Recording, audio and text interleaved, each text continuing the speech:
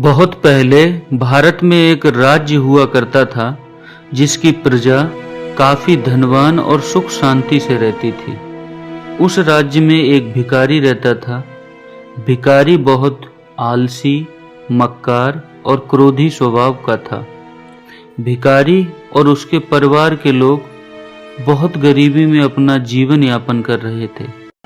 उसको अपनी गरीबी की वजह से दोस्तों ने भी उसका साथ छोड़ दिया था और उसके अपने भी उससे मुंह मोड़ लिए थे और अपनी बीवी और बच्चों के ताने दिन रात उसे सुनने पड़ते थे, क्योंकि गरीबी में जब वक्त अपना ना रहे तो अपने भी कहां अपने रहते हैं। अगर वीडियो पसंद आई हो तो चैनल को सब्सक्राइब एंड वीडियो को लाइक शेयर जरूर कर देना।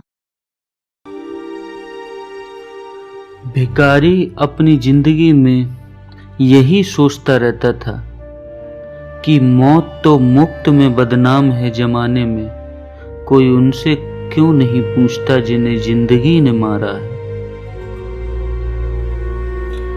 भिखारी को अपने भविष्य के बारे में तो बहुत कम पता था, लेकिन वो लोगों की कुंडली और हाथ देखकर थोड़ा बहुत ही पैसा कमा पाता था, जिससे उसका घर का गुजारा बहुत मुश्किल से चलता था, जिसकी वजह से उसको अपने ससुर से भी बहुत कुछ सुनना पड़ा था और उसका अक्सर ही दिमाग खराब रहता था।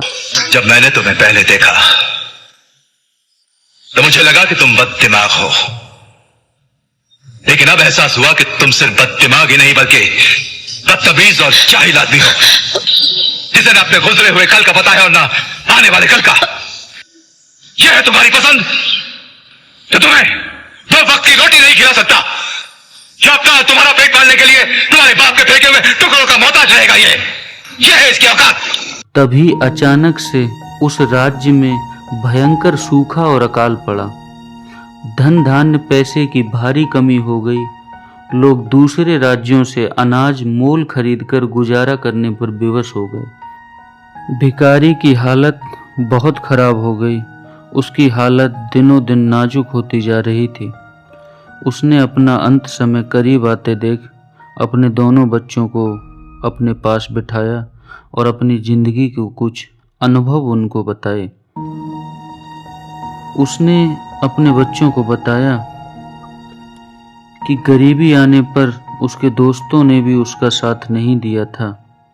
अगर दोस्त उसका साथ देते तो उसकी हालत अच्छी हो भी सकती थी।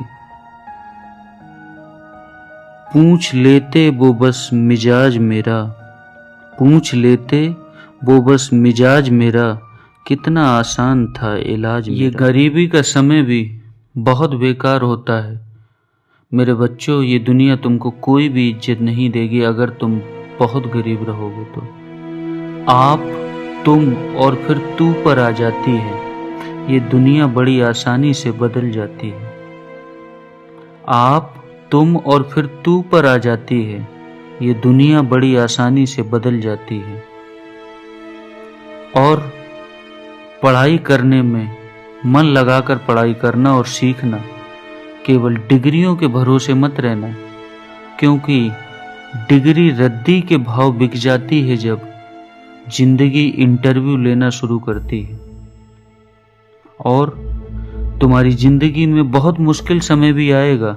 तुम कभी डरना मत, क्योंकि समय कई जख्म देता है, इसलिए घड़ी में फूल नहीं कांटे होते हैं। अगर वीडियो पसंद आई हो तो चैनल को सब्सक्राइब एंड वीडियो को लाइक शेयर जरूर कर देना। अपने बच्चों को जिंदगी के अनुभव बताकर भिखारी मर गया। उसी बीच उस राज्य में भयंकर सूखा व अकाल पड़ा। धन धान्य पैसे की भारी कमी हो गई। लोग दूसरे राज्यों से अनाज उधार लेने के लिए विवश हो गए। उसी बीच उस राज्य में एक भविष्यवक्ता आया और वो राजा के दरबार में उपस्थित हुआ।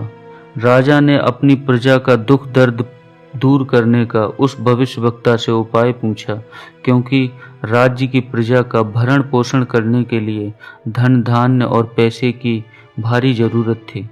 तब उस भविष्यवक्ता ने राजा को राज्य में खजाना दबा होने की जानकारी दी और खजाने की जगह वही बताई उस भविष्यवक्ता ने जहां वो भिखारी 40 साल से लगातार बैठकर भीख मांगा करता था। राजा ने तुरंत ये सुनते ही मजदूरों को खुदाई करने के आदेश दे दिए। वहां पर मजदूरों ने खुदाई की और खजाना भी बहुत निकला। उस राज्य के लोग फिर से खजाने को पाकर अमीर हो गए और उनका गुजारा अच्छे से चलने लगा। लेकिन भिखारी के नीचे खजाना होने पर भी भिखारी को गरीब ही मरना पड़ा। जिस तरह भिखारी के नीचे ही खजाने का भंडार मिला, उसी तरह हर इंसान के अंदर प्रतिभाओं का खजाना दबा हुआ है, जिसे वो मेहनत से तराश कर अपने टैलेंट को मजबूत बनाकर अपने सुंदर भविष्य का निर्माण कर सकता है और अपनों सपनों के मुताबिक जिंदगी जी सकता है।